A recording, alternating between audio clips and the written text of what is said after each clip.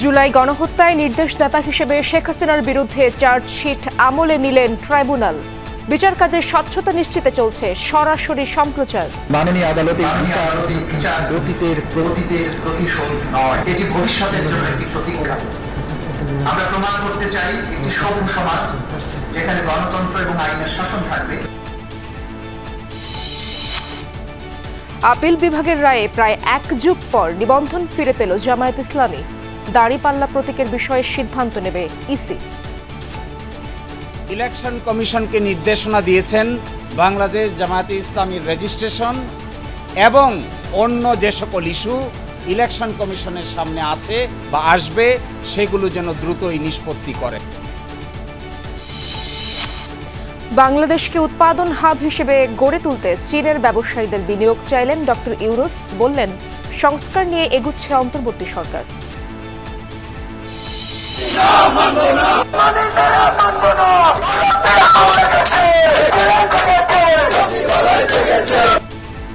সরকারি চাকরি অধ্যাদেশ বাতিলের দাবিতে আজও সচিবালয়ে বিক্ষোভ সমাবেশ, স্মারকলিপি প্রদান।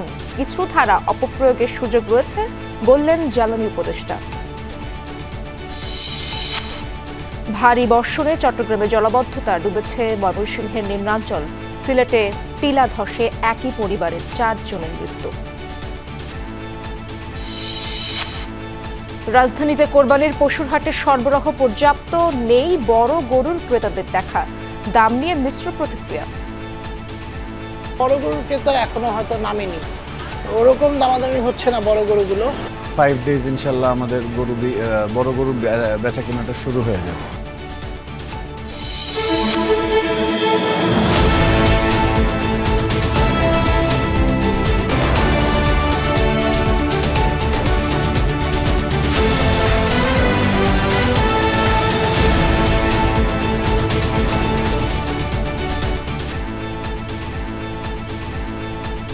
আমন্ত্রণ দুপুরে বাংলাদেশে, আপনাদের সঙ্গে আছি আমি ইশরাত জাহান। এতক্ষণ শিরোনামগুলো দেখছিলেন।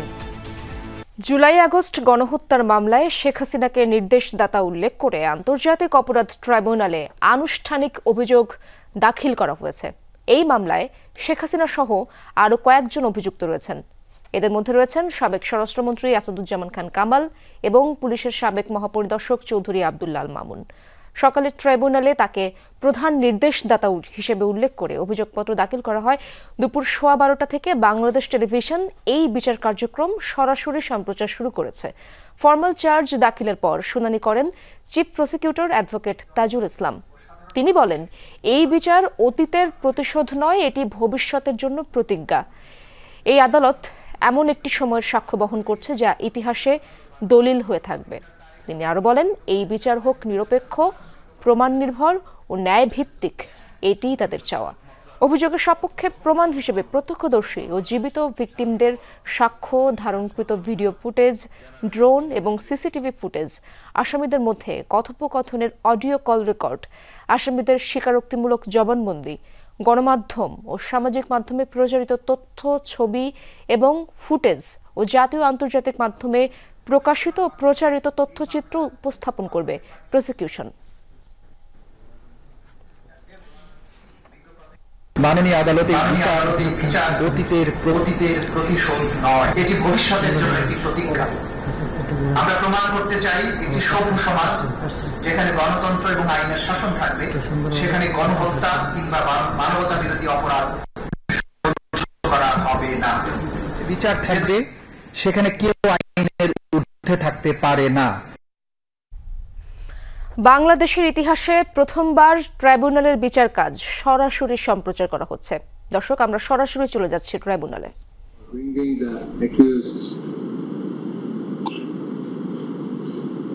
Under legal action by under legal action police. Next parallel transfer that accused amongst the accused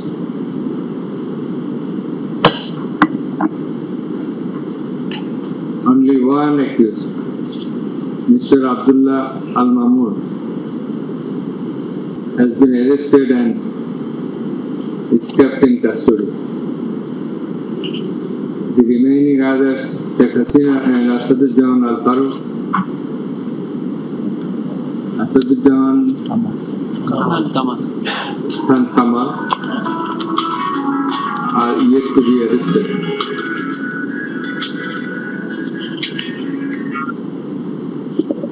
And therefore, warrant of arrest express is required to be issued against them.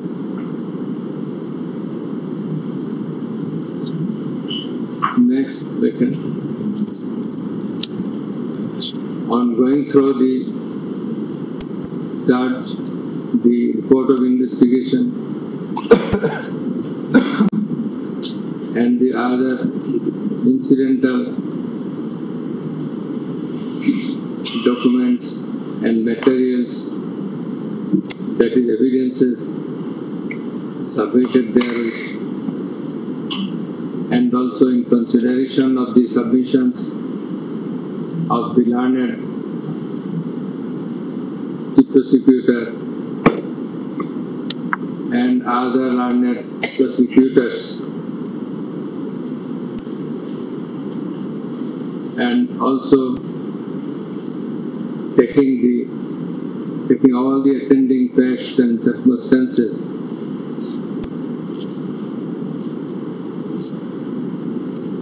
in relation to this matter, would you hold that if an offense case has been established against the accused,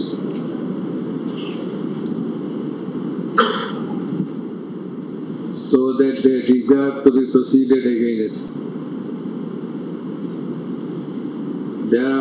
whereupon we do hereby take cognizance of the offences under section 3 to A, comma, which sections were there? A, G, H, 41, 42, 43 of the International Crimes Tribunal Act, 1973. Appeal বিভাগের রায়ে এক যুগ পর বাতিল হওয়া নিবন্ধন ফিরে পেল বাংলাদেশ জামায়াতে ইসলামী। নিবন্ধন ফিরিয়ে দিতে নির্বাচন কমিশনকে নির্দেশ দিয়েছেন সর্বোচ্চ আদালত। তবে দলটির প্রতীক দাঁড়িপাল্লার ব্যাপারে সিদ্ধান্ত নেবে ইসি। প্রধান বিচারপতি সৈয়দ রিফাত আহমেদের নেতৃত্বাধীন 4 সদস্যের আপিল বেঞ্চ এই রায় দেন। এ সংক্রান্ত হাইকোর্টের রায় বাতিল করে দেশের সর্বোচ্চ আদালত এই রায় দেন। জামায়াতের আইনজীবী শিশির মনির রায়ের প্রতিক্রিয়ায় বলেন, দীর্ঘ 1 যুগের বেশি সময় আইনি লড়াইয়ের সফল অবসান হয়েছে আজ। তিনি আরো বলেন, রাজনৈতিক উদ্দেশ্যে দায়েরকৃত মামলায় নিবন্ধন কেড়ে নেওয়া হয়েছিল। তার মন্তব্য, এই রায়ে বহুদলীয় গণতন্ত্র এবং অংশগ্রহণমূলক সংসদ প্রাপ্তি নিশ্চিত হলো। সঠিক নির্বাচনের মাধ্যমে প্রাণবন্ত সংসদ গঠিত হবে, এমনটাই তার প্রত্যাশা। মামলার সংক্ষিপ্ত বিবরণী হাতে পেলে নির্বাচন কমিশনে আবেদন করা হবে বলেও জানান শিশির মনির। নির্বাচন কমিশনের আইনজীবী জানান, 2013 সালের আগে জামায়াতের নিবন্ধন যে অবস্থায় ছিল সে অবস্থায় ফিরে গেল। তিনি আরো বলেন, প্রতীক বিষয়ে রায়ের কিছু বলা হয়নি। এ বিষয়ে অন্যান্য সিদ্ধান্ত নেবে নির্বাচন কমিশন। বাংলাদেশ জামায়াতে ইসলামী আজকে বাংলাদেশের সর্বোচ্চ আদালতের রায়ের মাধ্যমে তার নিবন্ধন ফিরে পেল। ইলেকশন কমিশনকে নির্দেশনা দিয়েছেন বাংলাদেশ জামায়াতে ইসলামীর রেজিস্ট্রেশন এবং অন্য যে সকল ইস্যু ইলেকশন কমিশনের সামনে আছে বা আসবে সেগুলো যেন দ্রুতই নিষ্পত্তি করেন। হাইকোর্টে যেটা জাজমেন্ট ছিল ওই জাজমেন্টটাকে ওনারা আজকে সেটিসফাইড করে দিলেন, বাতিল করে দিলেন। তার ফলে যেটা হলো, হাইকোর্টের জাজমেন্টটা থাকছে না। মিনিংটা দাঁড়ালো, হাইকোর্টের জাজমেন্টের আগে যে সিচুয়েশন ছিল, রেজিস্ট্রেশন সংক্রান্ত বিষয় ছিল, ওই সিচুয়েশনটা ফেরত আসে। প্রতীকের বিষয়টা এই মামলার ইস্যু ছিল না। প্রতীকের বিষয়ে অনারেবল কোর্ট কোনো ডিরেকশন দেননি। ওটা বলছেন ওনাদেরকে অন্যভাবে সমাধান করতে হবে। রায় ঘোষণার পর ফেসবুক পোস্টে প্রতিক্রিয়া জানিয়েছেন জামায়াত আমির ডক্টর শফিকুল ইসলাম। তিনি নেতাকর্মীদের প্রতি কোনো উচ্ছ্বাস বা মিছিল না করতে আহ্বান জানিয়েছেন। আল্লাহর প্রতি শুকরিয়া আদায় করেন জামায়াতের আমির। তিনি আরো বলেন, এই রায়ের মাধ্যমে ন্যায় বিচার প্রতিষ্ঠা হলো। আল্লাহর প্রতি কৃতজ্ঞতা প্রকাশ করেন জামায়াতের আমির। বাংলাদেশকে উৎপাদন হাব হিসেবে গড়ে তুলতে চীনের ব্যবসায়ীদের প্রতি আহ্বান জানিয়েছেন অন্তর্বর্তী সরকার প্রধান ডক্টর মোহাম্মদ ইউনূস। সকালে রাজধানীর আগারগাঁওয়ে বিনিয়োগ ভবনে চীন বাংলাদেশ বিনিয়োগ সম্মেলনের উদ্বোধনী অনুষ্ঠানে তিনি একথা জানান। তিনি বলেন, বিনিয়োগের জন্য আদর্শ স্থান বাংলাদেশ। চীনের সাথে 50 বছরের সম্পর্ক আরও এগিয়ে নেয়ার কথাও বলেন প্রধান উপদেষ্টা। তিনি জানান, অন্তর্বর্তী সরকার সংস্কার নিয়ে এগোচ্ছে। 10 মাস আগে সংস্কারের কাজ শুরু করা হয়েছে। তারই ফলশ্রুতিতে গত এপ্রিল মাসে একটি সফল বিজনেস সামিট করা সম্ভব হয়েছে। এই বিনিয়োগ সম্মেলনে চীনের 150 ব্যবসায়ী যোগ দিয়েছেন বলেও জানান প্রধান উপদেষ্টা। The July uprising, led by hundreds of thousands of young people, brought an end to those days. They are committed to create new Bangladesh, make a history for this nation with us. The interim government which took over after the uprising has restructured the Bangladeshi Investment Development Authority, BIDA, as an agency which means business. We have hired top talents from the private sector to drive its operation. The new BIDA is committed to facilitating your investment journey. সরকারি চাকরি অধ্যাদেশের বাতিলের দাবিতে আজও সচিবালয়ে বিক্ষোভ সমাবেশ করেছেন কর্মচারী-কর্মকর্তারা। সকাল 11টার দিকে বিভিন্ন মন্ত্রণালয় ও বিভাগ থেকে মিছিল নিয়ে সচিবালয়ের বাদামতলায় সমবেত হন তারা। সচিবালয় কর্মকর্তা কর্মচারী ঐক্য ফোরামের ব্যানারে সেখানে সংক্ষিপ্ত সমাবেশ হয়। এরপর মিছিল নিয়ে ভূমি উপদেষ্টা আলী ইমাম মজুমদার ও জ্বালানি উপদেষ্টা ফয়জুল কবির খানের কাছে স্মারকলিপি দেন আন্দোলনকারীরা। এতে অধ্যাদেশ বাতিল, ফ্যাসিস্টদের সহযোগী কর্মকর্তাদের অপসারণ সহ 3 দফা দাবি জানানো হয়। দাবিগুলো প্রধান উপদেষ্টার নজরে আনার আহ্বান জানায় কর্মচারী নেতারা। স্মারকলিপি গ্রহণ করে বিদ্যুৎ ও জ্বালানি উপদেষ্টা ফয়জুল কবির খান বলেন, অধ্যাদেশের কিছু ধারা অপপ্রয়োগের সুযোগ রয়েছে। বিষয়টি নিয়ে উপদেষ্টা পরিষদের কয়েকজনের মধ্যে আলোচনাও হয়েছে। আর ভূমি উপদেষ্টা আলী ইমাম মজুমদার বলেন, সচিবালয়ের কর্মপরিবেশ বজায় রাখতে কাজের পরিবেশ এবং কাজের যাতে, কারণ আপনারা জানেন যে আমাদের খুব অল্প সময় অনেক কাজ করতে হচ্ছে, তো এইটা যাতে ব্যাহত না হয় এটা মেহরবানি করে লক্ষ্য রাখবেন। আইন কানুন মেনে সচিবালয়ের যে কালচার, দীর্ঘদিনের যে কালচার, মানে সেই কালচার অনুসারে কি করবেন, সচিবালয়ের কর্মপরিবেশ রাখবেন। সকল স্যারের কাছে এবং আপনাদের মাধ্যমে প্রধান উপদেষ্টার কাছে বিনীত অনুরোধ, এই অধ্যাদেশটি বাতিল করে খুশি মনে হাসি মনে যেন আমরা সবাই গ্রামের বাড়িতে ঈদ করতে যেতে পারি, সেই ব্যবস্থাটা আপনার মাধ্যমে চাই। 24-এর গণ অভ্যুত্থানের 1 বছর পূর্তি উপলক্ষে 19 জুলাই জাতীয় কনভেনশন করবে শহীদ পরিবারের সদস্যরা। সকালে রাজধানীর ঢাকা ক্লাবে এক সংবাদ সম্মেলনে এই তথ্য জানানোর পাশাপাশি অভ্যুত্থান দমনে মানবতা বিরোধী অপরাধে জড়িতদের বিচার কাজ সরাসরি দেখার সুযোগ করে দেয়ায় সন্তোষ প্রকাশ করেন তারা। সংবাদ সম্মেলনের আয়োজক জুলাই 24 শহীদ পরিবার এবং ন্যাশনাল ইউথ অ্যালায়েন্স। সেখানে জানানো হয়, কনভেনশন উপলক্ষে সারা দেশ থেকে শহীদ পরিবার, রাজনৈতিক দল এবং সুশীল সমাজের 4000 সদস্য যোগ দেবেন। শহীদ পরিবারের সদস্যদের মধ্যে আত্মিক বন্ধন তৈরিতে সহায়ক হবে বলে দাবি করেন তারা। এ সময় বিচার কাজে দৃশ্যমান অগ্রগতি না হওয়া পর্যন্ত নির্বাচনের সিদ্ধান্ত না নেয়ার জন্য সরকারের প্রতি আহ্বান জানান তারা।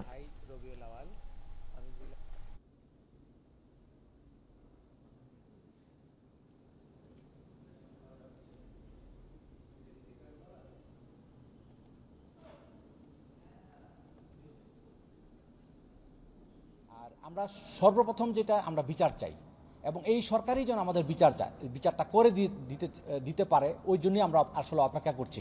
আমাদের তরফ থেকে কোনো চাপ নাই। যে সকলকে নিয়ে আমরা প্রায় 4000 মানুষদেরকে নিয়ে আমরা চাচ্ছি যে ন্যাশনালভাবে আমরা একটা কনভেনশন করব জুলাই 1 বছর পূর্তি উপলক্ষে। তারা সংস্কার করতে চাচ্ছে, সংস্কারটাও এইভাবেই তারা চলমান রাখুক। তারপরে নির্বাচন কবে হবে ওইটা নিয়ে আমাদের কোনো মাথা ব্যথা নাই। নির্বাচন করবে, রাজনৈতিক দলগুলোর নির্বাচন করে তারা ক্ষমতায় আসবে, কে আসবে ওইগুলো নিয়ে আমাদের কোনো মাথা ব্যথা নাই। আমাদের আগে হলো আমাদের বিচার, আমরা বিচার চাই, এটা আমাদের স্পষ্ট কথা। দর্শক, আজ ট্রাইব্যুনালের জন্য বিশেষ একটি দিন। ট্রাইব্যুনালের সার্বিক কার্যক্রম সম্পর্কে জানবো আমার সহকর্মী মাইনুল মারুফের কাছ থেকে। মাইনুল, আজকের দিনে ট্রাইব্যুনালে কি কি ঘটলো বিস্তারিত তথ্য জানাবেন। দর্শকদের আমরা আবারও জানিয়ে দিতে চাই কি কি হয়েছে সকাল থেকে। আজ বাংলাদেশের ইতিহাসে বিচার বিভাগের ইতিহাসে কিন্তু একটি নতুন অধ্যায় যুক্ত হলো, তা হচ্ছে প্রথমবারের মতো বাংলাদেশের ইতিহাসে বিচার বিভাগের বিচার কার্যক্রম বা ট্রাইব্যুনালের বিচার কার্যক্রম সারা পৃথিবী দেখলো। এবং এই যে লাইভ ব্রডকাস্ট তা একই যোগে টেলিভিশন এবং অনলাইনে কিন্তু সম্প্রচার করা হয়েছে। এবং আজ কিন্তু দীর্ঘক্ষণ শুনানি হয়েছে যে শেখ হাসিনার বিরুদ্ধে যে অভিযোগ, সেই অভিযোগের যে ফর্মাল চার্জ, সেই ফর্মাল চার্জ কিন্তু আজ ট্রাইব্যুনালে দাখিল করা হয়েছে এবং তা নিয়ে কিন্তু এতক্ষণ শুনানি হয়েছে। এবং শুনানিতে চিফ প্রসিকিউটর তাজুল ইসলাম সব পুরো প্রসিকিউশন টিম তার সেই অভিযোগের শুনানি করেন এবং শেখ হাসিনার বিরুদ্ধে, আসাদুজ্জামান খান কামাল বিরুদ্ধে এবং আওয়ামী লীগ হিসেবে দলের বিরুদ্ধে শত অভিযোগ আছে, সব কিন্তু আজকে ট্রাইব্যুনালে তুলে ধরা হয়েছে। এবং চিফ প্রসিকিউটর বলেছেন এটি একটি ঐতিহাসিক অধ্যায় এবং এই ঐতিহাসিক অধ্যায়টাকে তারা হচ্ছিল আরও, যেহেতু বিচার প্রক্রিয়াকে আরও স্বচ্ছ করার জন্য তারা কাজ করছেন, তারা কিন্তু আমরা বলেছেন। এবং সেই লক্ষ্যে কিন্তু এই যে অনলাইনে সম্প্রচার বা টেলিভিশনের সম্প্রচার তার উদ্যোগ। এবং এখন কিন্তু শুনানি শেষ, কিছুক্ষণের মধ্যেই প্রসিকিউটররা আসবেন এবং আজকের যে শুনানি বিষয়ে তারা কিন্তু বিস্তারিত আমাদেরকে জানাবেন। এবং আমরা সকাল থেকে দেখেছি যে এখানে শেখ হাসিনা যেভাবে আন্দোলন দমনে নানান রকম দিক নির্দেশনা দিয়েছেন বা তার দলীয় নেতাকর্মীরা নানানভাবে যে সকল দিক নির্দেশনা দিয়েছেন তার সব কিছু কিন্তু ট্রাইব্যুনালে তুলে ধরা হয়েছিল। এবং আমরা দেখেছি যে সেই বিষয়ে কিন্তু দীর্ঘক্ষণ শুনানি হয়েছে।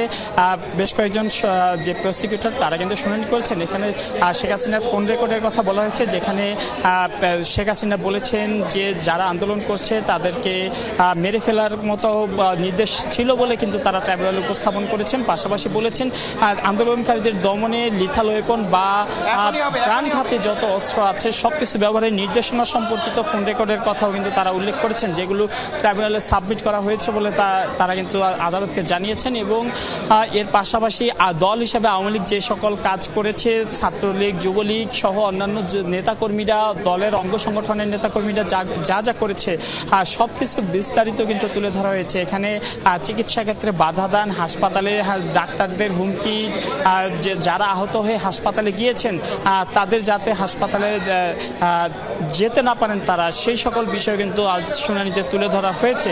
এর বাইরে আমি যদি বলি যে আওয়ামী লীগের যে বাংলাদেশের স্বাধীনতার পর থেকে এখন পর্যন্ত আওয়ামী লীগের দলীয় বিভিন্ন কর্মকাণ্ড, তাদের সেই ৭৩-এর নির্বাচন থেকে শুরু করে বা ২০২৪-এর নির্বাচন সব কিছু কিন্তু তারা তুলে ধরেছেন। এবং সেখানে এই দীর্ঘ ক্ষমতায় থাকার জন্য আওয়ামী লীগ যে সকল পরিকল্পনা করেছিল, যেভাবে স্বৈরশাসন কায়েমের চেষ্টা করেছিল, এই সকল বিষয় তারা ট্রাইব্যুনালে তুলে ধরেন। এ সময় তারা বলেন যে যে হত্যাকাণ্ড ঘটানো হয়েছিল সবকিছুই ছিল এই শেখ হাসিনাকে ক্ষমতায় রাখার জন্য, তাকে শেখ হাসিনাকে এই যে হত্যাকাণ্ড বা আওয়ামী লীগের নিউক্লিয়াস হিসেবে এখানে উপস্থাপন করা হয়েছে, যে শেখ হাসিনার নেতৃত্বে বা তার নির্দেশনার কারণেই কিন্তু এই হত্যাকাণ্ড ঘটেছে। এবং সেই নিউক্লিয়াস হিসেবে উপস্থাপন করে কিন্তু আদালতে তদন্ত প্রতিবেদন দাখিল করা হয়েছে এবং আদালত আমলে নিয়েছেন। এবং পরবর্তী যেই শুনানি তার জন্য কিন্তু 16 জুন দিনটি ধার্য করেছেন, অর্থাৎ ঈদের পরে যখন আবারও আদালত শুরু হবে, ট্রাইব্যুনালের বিচার কাজ শুরু হবে, তখন কিন্তু এই যে শুনানি, এই পরবর্তী শুনানির হবে। এবং এর পাশাপাশি আওয়ামী লীগের যেই পলাতক দুজন রয়েছেন শেখ হাসিনা এবং আসাদুজ্জামান খান কামাল, তাদের বিরুদ্ধেও কিন্তু গ্রেপ্তারি পরোয়ানা জারি করা হয়েছে। মাইনুল, অনেক ধন্যবাদ আপনাকে। দর্শক, আমরা মাইনুল মারুফের কাছ থেকে আজ সারাদিনের কার্যক্রম, ট্রাইব্যুনালের কার্যক্রম সম্পর্কে বিস্তারিত জানছিলাম। ঈদুল আজহা উপলক্ষে আগে ভাগেই ঢাকা ছাড়তে শুরু করেছেন অনেকে। ভোগান্তিহীন যাত্রায় বেশিরভাগ মানুষের প্রথম পছন্দ ট্রেন। দিনব্যাপী বিভিন্ন গন্তব্যে 43টি ট্রেন চলাচল করবে। এই ঈদে ঘরমুখী মানুষের সুবিধায় বাড়তি 5 জোড়া বিশেষ ট্রেন সহ 3টি ক্যাটল ট্রেনের ব্যবস্থা করা হয়েছে। সেগুলো 4 জুন থেকে চালু হবে। যাত্রীরা বলছেন টিকিট অনলাইনে হওয়ায় ভোগান্তি অনেকটাই কমেছে। সেই সঙ্গে রয়েছে সার্বক্ষণিক নিরাপত্তা ব্যবস্থা। যাত্রীদের নিরাপত্তা ও শৃঙ্খলা বজায় রাখতে স্টেশনে 3 স্তরের চেকিং ব্যবস্থা রয়েছে। টিকিটবিহীন কেউ যেন স্টেশনে প্রবেশ করতে না পারে সেজন্য রেলওয়ের নিরাপত্তা বাহিনী, রেল পুলিশ এবং আনসার সদস্যরা যৌথভাবে দায়িত্ব পালন করছেন।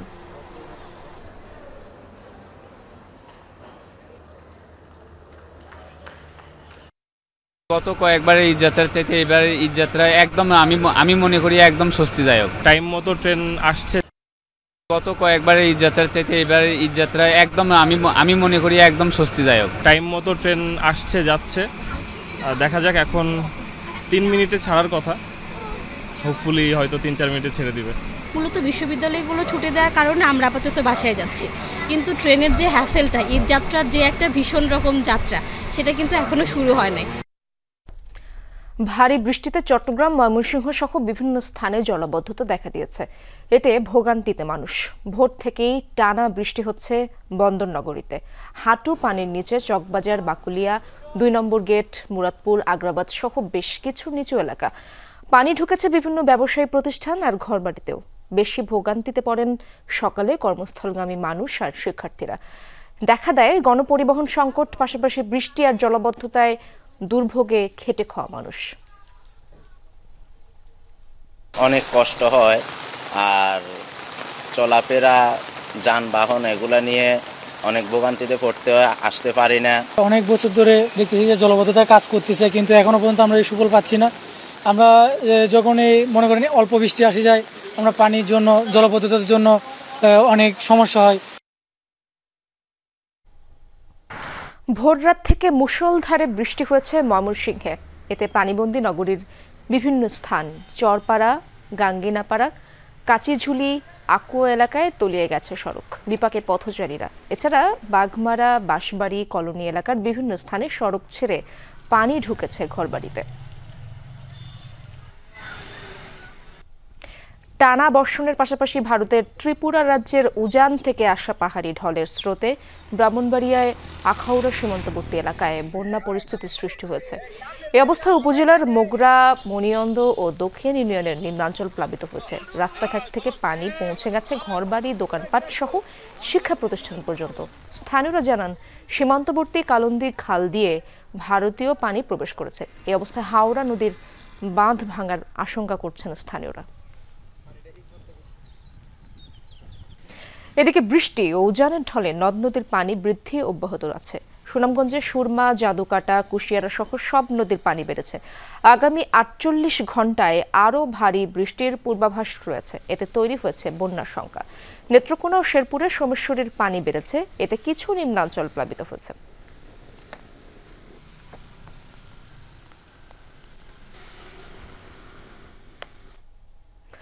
দর্শক, জলাবদ্ধতার বিষয়ে আরো খবর জানবো। চট্টগ্রামে যেতে চাই আমার সহকর্মী জোবায়েদ ইবনে শাহাদাতের কাছ থেকে, সেখানকার পরিস্থিতি জানবো। জোবায়েদ, চট্টগ্রামে তো বৃষ্টি হলেই পানিবন্দী হওয়ার একটা আশঙ্কা থাকে। পানিবন্দী যে এলাকাগুলো রয়েছে সেখানকার অবস্থা জানাবেন। নগরবাসীর ভোগান্তির চিত্র তো দেখছেনই আপনি, সে বিষয়ে জানতে চাই। ইশরাত, একেবারে ভোর রাত থেকে চট্টগ্রামে বৃষ্টি হচ্ছে এবং সেটা একেবারে মুষলধারে সকাল থেকে শুরু হয় এবং এই বৃষ্টির কারণে জলাবদ্ধতার সৃষ্টি হয়েছে। চট্টগ্রামের যে সকল নিচু এলাকাগুলো আছে সেগুলো পানির নিচে তলিয়ে গেছে। এই মুহূর্তে আমি আছি চট্টগ্রাম নগরের আতুরের ডিপো হাজিপাড়া এলাকায়। এখানে নিশ্চয়ই দেখতে পাচ্ছেন যে একেবারে অথই পানি, এই জায়গায় একেবারে হাঁটু পানি দিয়ে মারিয়ে মানুষজনকে যেতে হচ্ছে। এরকম যে সকল নিচু এলাকাগুলো আছে সেগুলো সবগুলোই পানির নিচে এবং আমরা সকাল থেকে বিভিন্ন জায়গায় ঘুরে দেখেছি, মানুষজনের সাথে কথা বলেছি, তাদের দুর্ভোগটা আমরা চোখে দেখেছি। প্রত্যেকেই তাদের যে ক্ষোভ সেটা জানিয়েছেন, জলাবদ্ধতার যে সমস্যা সেটা তারা জানিয়েছেন। তারা বলছেন যে এই ধরনের সমস্যার শিকার তারা হচ্ছেন বেশ কয়েক দশক ধরেই, তবে সেটা গত কয়েক বছরের জলাবদ্ধতা নিরসন প্রকল্পের কাজের পরে যে সুফলটা পাওয়ার কথা সেটা তারা পাচ্ছেন এটা বলছেন। তবে পানি যেহেতু আগেও ছিল এবং আগেও আমরা দেখেছি জলাবদ্ধতা, তবে মূল সড়কে পানিগুলো উঠলে সেগুলো দ্রুত সরে যাচ্ছে, এটা আমরা দেখেছি এবং এটা সংশ্লিষ্ট কর্তৃপক্ষ দাবি করছে যে যে সকল সেবা সংস্থাগুলো আছে জলাবদ্ধতা নিরসন প্রকল্পের, তাদের সমন্বিত যে সকল উদ্যোগ বা তাদের যে সমন্বয় সেটার কারণে সুফল মিলতে শুরু করেছে এবং এই বিষয়গুলোর কারণে মূল সড়কে যেমন দ্রুত পানি নামছে, তবে নিচু সড়কগুলোতে বা নিচু এলাকাগুলোতে এখনো পানির নিচে, যেমনটা আমি এখন যে জায়গায় আছি সেটাতে আপনারা নিশ্চয়ই দেখতে পাচ্ছেন। হ্যাঁ, দেখতে পাচ্ছি জোবায়েদ, মুষলধারে বৃষ্টি হচ্ছে, ভোগান্তির চিত্র দেখছিলাম আমরা। ধন্যবাদ আপনাকে। সিলেটের টানা বৃষ্টিতে টিলা ধসে একই পরিবারের 4 জন নিহত হয়েছে। ভোররাতে গোপালগঞ্জের বক্তিয়ারঘাট এলাকায় হয় এই দুর্ঘটনা। প্রত্যক্ষদর্শীরা জানান, টিলার পাদদেশেই রিয়াজউদ্দিনের বাড়ি।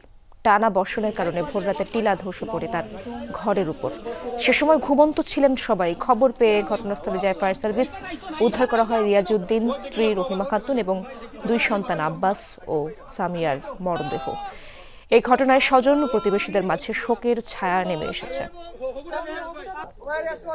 রমজান মাস, ঈদ, পাবলিক পরীক্ষা এবং বর্ষার কারণে ডিসেম্বরের পরে নির্বাচন করতে পারবে না সরকার, এমন আশঙ্কার কথা জানিয়েছেন বিএনপির স্থায়ী কমিটির সদস্য ডক্টর খন্দকার মোশাররফ হোসেন।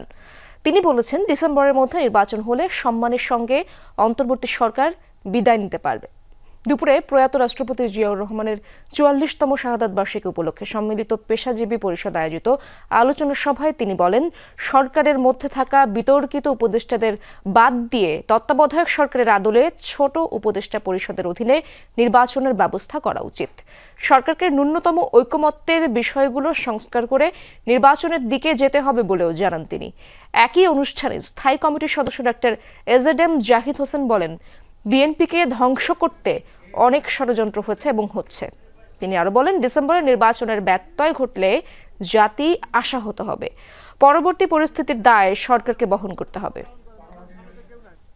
আপনারা যে বলছেন জুন মাসের মধ্যে ইলেকশন দিবেন, আমরা এক হলো যত বিলম্ব হবে, আমরা মনে করি এদেশে যারা পতিত স্বৈরাচারী সরকার দেশে বিদেশে পালিয়ে আছে তারা নানা ষড়যন্ত্র করবে। আপনারা ইতিহাস পড়ুন, ইতিহাস থেকে শিখুন এবং বিএনপির সাথে প্রতিযোগিতা থাকা ভালো, প্রতিহিংসা করবেন না। বিএনপিকে ধ্বংস করার জন্য অনেক ষড়যন্ত্র হয়েছে, অনেক ষড়যন্ত্র চলছে, কিন্তু বিএনপি তো জনগণের দল। পাঠান, রাজা, স্নো কিংবা অরেঞ্জ, প্রতিবারের মতো এবারও কোরবানির জন্য তৈরি বিশাল আকার গরু, দাম 15 থেকে 20 লাখ টাকা। হাঁক ডাক থাকলেও চলতি বছর নেই ক্রেতার দেখা। খামারিরা জানান, বড় গরুর যারা নির্ধারিত গ্রাহক এবার কেউই যোগাযোগ করছেন না। খামারের বিশাল দেহি কোরবানির পশুর আরও খবর জানবো। সহকর্মী ভাস্কর ভাদুরীর কাছ থেকে ছবি তুলেছেন রাকিবুল ইসলাম।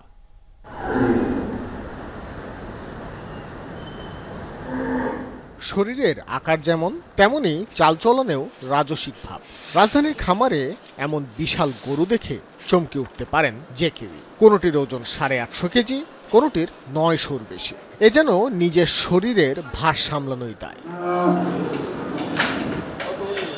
এদের মাঝেই দেখা মিলল পাঠানের।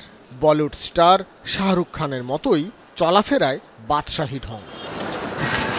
6.25 ফুট উচ্চতার পাঠানের ওজন 1120 কেজি। কিনতে হলে দাম গুনতে হবে 20 লাখ টাকারও বেশি। এবার বলবো রাজার কথা। দেখতে শান্ত মনে হলেও শাহিওয়াল জাতের এই ষাঁড়ের রাগ অন্য যে কারো থেকে বেশি। 980 কেজি ওজনের রাজার দাম চাওয়া হচ্ছে প্রায় 20 লাখ টাকা। 6 ফুট উচ্চতার অস্ট্রাল জাতের এই গরুটির ওজন 1000 কেজির বেশি। চলাফেরাতেও রয়েছে আভিজাত্যের ছাপ। এই গরুটি কিনতে হলে দাম পড়বে 15 লাখ টাকার বেশি। গত 2 বছর ধরে বাহারি জাত ও নাম দিয়ে এসব গরু তৈরি করা হচ্ছে। বছর জুড়ে প্রতিটি গরুর পিছনে খামারির খরচ হচ্ছে 2 থেকে 2.5 লক্ষ টাকা। তবে চলতি বাজারে রয়েছে ক্রেতার সংকট। পরিমিত খাবারটা দেওয়ার চেষ্টা করতেছি, দানাদার থাকতেছে, ঘাস দেওয়ার চেষ্টা করতেছি, প্রতিদিন 2 বেলা খড় দেওয়া হচ্ছে এবং পর্যাপ্ত বিশ্রাম দেওয়া হচ্ছে ওদেরকে। রেসপন্স প্রতিবারের মতো ভালো, তবে এখনো ক্রেতারা, বড় গরুর ক্রেতারা এখনো হয়তো নামেনি, ওরকম দামাদামি হচ্ছে না বড় গরুগুলো। প্রায় একই পরিস্থিতি মোহাম্মদপুরের খামারগুলোতেও। আলমদিনা ক্যাটেল ফার্মে তৈরি করা হয়েছে 5 শতাধিক গরু, যার মাঝে 850 কেজি ওজনের এই গরুটি খামার মাতাচ্ছে। কমলা রং হওয়ায় তার নাম রাখা হয়েছে অরেঞ্জ, আর দাম চাওয়া হচ্ছে 15 লক্ষ টাকারও বেশি। এই খামারেই রয়েছে শান্ত স্বভাবের হাসা জাতের গরু স্নো। স্নো এর ওজন 1 টন, দাম চাচ্ছে 12 লাখ টাকা। খামারের হিসেবে 450 কেজি পর্যন্ত গরুগুলোকে ছোট, 450 থেকে 700 কেজি ওজন পর্যন্ত মাঝারি এবং 750 কেজি ওজনের বেশি গরুগুলোকে বলা হচ্ছে বড় আকারের। বড় গরু লালন পালন করতে মিনিমাম একটা আপনার মন মতো গরু হইতে হলে মিনিমাম আপনার 2 থেকে 2.5 বছর লাগে ওটাকে বড় করে ওই পর্যায়ে নিয়ে। তো এই বছর বড় গরুর যেই একটা টান সেটা একটু কম, কিন্তু আশা করি ইনশাল্লাহ উইদিন নেক্সট 5 days ইনশাল্লাহ আমাদের বড় গরু বেচা কেনাটা শুরু হয়ে যাবে। গরু ছাড়াও এবারের কোরবানিতে দেখা মিলবে বিশালদেহী অ্যালবিনো জাতের মহিষের। পিঙ্ক কালারের এসব মহিষ কিনতে হলে গুনতে হবে 5 থেকে 7 লক্ষ টাকা। ভাস্কর ভাদুরী, যমুনা নিউজ, ঢাকা। 57টি মেয়াদোত্তীর্ণ লাইসেন্সে সরকারি এলপি গ্যাস সরবরাহ করত standard Asiatic oil company limited. লাইসেন্সধারী ডিলারের অজান্তেই প্রতিষ্ঠানের কর্মকর্তা আব্দুস সালাম মীর এসব গ্যাস দিয়ে দিতেন তার পছন্দের ডিলারকে। এই তথ্য প্রমাণও খুঁজে পেয়েছে ভিন্ন ভিন্ন তদন্ত কমিটি। যমুনা টেলিভিশনের 360 ডিগ্রিতে সরকারি এলপি গ্যাস লুটপাট শিরোনামে অনুসন্ধানী প্রতিবেদন প্রচারের পর জ্বালানি মন্ত্রণালয়, বিপিসি ও স্ব প্রতিষ্ঠান তদন্ত কমিটি গঠন করে। এসব তদন্তে উঠে আসছে চমকে ওঠার মতো তথ্য।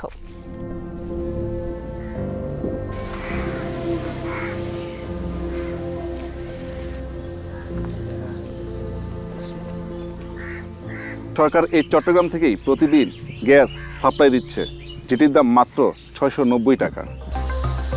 690 টাকার সরকারি এলপি গ্যাস 1400 টাকায় বিক্রির খবরে তোলপাড় সারা দেশ। টনক নড়ে প্রশাসনের, গঠন করা হয় পৃথক পৃথক তদন্ত কমিটি। এটা কি গ্যাস? এলপি সরকারি গ্যাস। আর এটা সরকারি সিলিন্ডার থেকে গ্যাস ট্রান্সফার করা হচ্ছে বেসরকারি সিলিন্ডারে। এটি বন্ধ করতে বিপিসির নিয়োগে কাজ করছেন 3 জন নির্বাহী ম্যাজিস্ট্রেট। ইবি গ্যাসের যে সাপ্লায়ার, ওনার গ্যাসটা আপনি তুলেন, এটা কিভাবে তুলেন?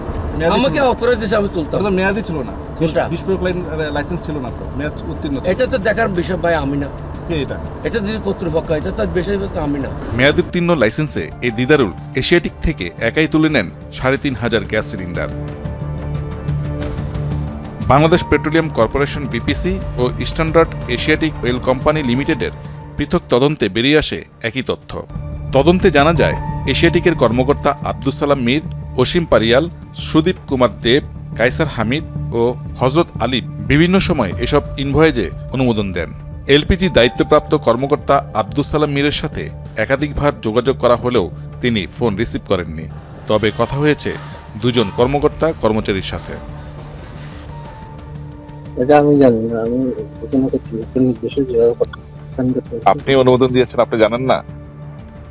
না, আমাকে যেভাবে সাইন করতে বলছে আমি। আপনাকে কে বলছে সাইন করতে? দায়িত্ব ছিল আমার বক্তব্য হচ্ছে, আমি কর্তৃপক্ষ আমাকে বলছে, আমি করছি। কর্মকর্তা কে ছিলেন? আমি তো সবসময় আব্দুল সালাম মীরের আন্ডারে কাজ করছি এবং তারা যেভাবে বলছে আমি ওইভাবে কাজ করছি। গ্যাস ডিলার দিদারুল এখন সবকিছুই অস্বীকার করছেন। আপনার 3500 বোতল উঠাইছেন এখান থেকে? এটা কোম্পানি দিতে, যারা দিচ্ছে তারা জানে, আমি তো জানি না, আমি নিয়ে নাই, যাইও না এটা।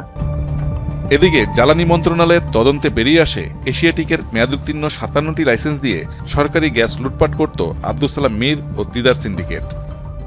যে কোনো সময় তদন্ত প্রতিবেদন প্রকাশ করা হবে বলে জানিয়েছেন তদন্তকারী এক কর্মকর্তা।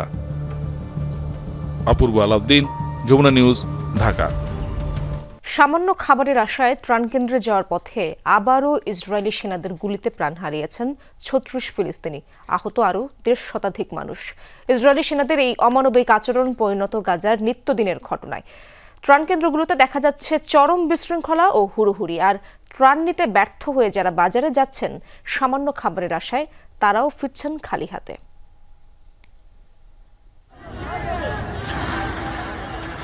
দুমুঠো খাবারের আশায় ত্রাণবাহী ট্রাকের ওপর হুমড়ি খেয়ে পড়ছে মানুষ। চারদিকে হুড়োহুড়ি, কারাকারি, বিশৃঙ্খলা। এ যেন নরকের এক বাস্তব চিত্র। এক টুকরো রুটির জন্য কতটা মরিয়া হতে পারে মানুষ, তা হয়তো গাজাবাসীকে না দেখলে বোঝা সম্ভব নয়। দিনের পর দিন খাবার না জোটায় কঙ্কালসার উপত্যকার হাজার হাজার শিশু। সন্তানের মুখে রুটি তুলে দিতে না পারার আক্ষেপ কুরে কুরে খাচ্ছে বাবা মাকে। ত্রাণ সংগ্রহে ব্যর্থ হয়ে অনেকেই ভিড় জমাচ্ছেন বাজারে। তবে সামান্য আটার দামও সেখানে আকাশ ছোঁয়া। দুঃখ ও ক্ষোভে ফেটে পড়ছে মানুষগুলো। একমাত্র ছেলেটি 10 দিন ধরে বায়না করছে আটা কেনার জন্য। দোকানদারকে অনেক অনুরোধের পরও 5 শেকেল কম রাখতে রাজি হলো না। বাধ্য হয়ে 1 কেজি আটার জন্য 65 শেকেল জোগাড় করেছি। 5 শেকেল ধার নিতে হয়েছে যাতে ছেলেটা মরে না যায়। আটার দাম 10 শেকেল হলেও কেনার সামর্থ্য নেই আমার। যা হচ্ছে তা অবিচার। ত্রাণ বিতরণ কর্মসূচি যদি সরাসরি জাতিসংঘের হাতে না যায়, আমরা কেউই কিছু পাবো না। গুদামঘর পর্যন্ত ত্রাণ পৌঁছানোর নিশ্চয়তা না থাকায় বাধ্য হয়ে যাত্রাপথে ট্রাকগুলোর উপর হুমড়ি খেয়ে পড়ছে ক্ষুধার্ত ফিলিস্তিনিরা। আবার অনেকে পাচ্ছে না ত্রাণ কেন্দ্র পর্যন্ত পৌঁছানোরও সুযোগ। যাত্রাপথে ইসরায়েলি হামলায় হারাচ্ছেন প্রাণ। এমনকি ত্রাণ কেন্দ্রগুলোতে অপেক্ষারত ফিলিস্তিনিদের ওপর প্রতিদিনই নির্বিচারে গুলি ছোড়ার অভিযোগ উঠছে আইডিএফ সেনাদের বিরুদ্ধে। পরিস্থিতি বিবেচনায় ত্রাণ কেন্দ্রের পরিবর্তে রাস্তার মাঝে ট্রাক থেকে খাবার সংগ্রহের অনুমতি দিচ্ছে জাতিসংঘের বিশ্ব খাদ্য কর্মসূচি WFP। তবে তারা বলছে, পর্যাপ্ত পরিমাণে ত্রাণ আর তা সরবরাহের প্রক্রিয়া সহজ করা না হলে থামবে না এই অরাজকতা। 11 সপ্তাহ অবরুদ্ধ রাখার পর গাজায় সীমিত পরিসরে ত্রাণ প্রবেশের অনুমতি দেয় ইসরায়েল। গত 12 দিনে ঢুকেছে মাত্র 1000 ট্রাকেরও কম সামগ্রী। লাখ লাখ মানুষের চাহিদা পূরণের জন্য যা যথেষ্ট নয়। ইসরায়েল নিয়ন্ত্রিত সংস্থা গাজা হিউম্যানিটেরিয়ান ফাউন্ডেশন বিতরণের দায়িত্ব নেয় তৈরি হয়েছে বিশৃঙ্খল পরিস্থিতি। Rezwana Saima, Jamuna news. Miss World 2025-এর খেতাব জিতলেন থাইল্যান্ডের সুন্দরী ওপাল সুচাতা চুয়াংশ্রী। গেল শনিবার ভারতের তেলেঙ্গানায় অনুষ্ঠিত হয় 72তম মিস ওয়ার্ল্ড প্রতিযোগিতার ফাইনাল। রীতি অনুযায়ী ওপাল সুচাতার মাথায় মুকুট পরিয়ে দেন গত বছরের মিস ওয়ার্ল্ড ক্রিস্টিনা ক্রাউন। 22 বছর বয়সী ওপাল মডেলিং জগতে এক পরিচিত মুখ। তিনি থাইল্যান্ডের ফুকেটের বাসিন্দা। 2024 সালে জিতেছেন মিস ইউনিভার্স থাইল্যান্ড খেতাব। এবারের মিস ওয়ার্ল্ড প্রতিযোগিতায় প্রথম রানার আপ হয়েছেন ইথিওপিয়ার হাসেট দেরেজে আদামাসু ও দ্বিতীয় রানার আপ হয়েছেন পোল্যান্ডের মাজা ক্লাইডা।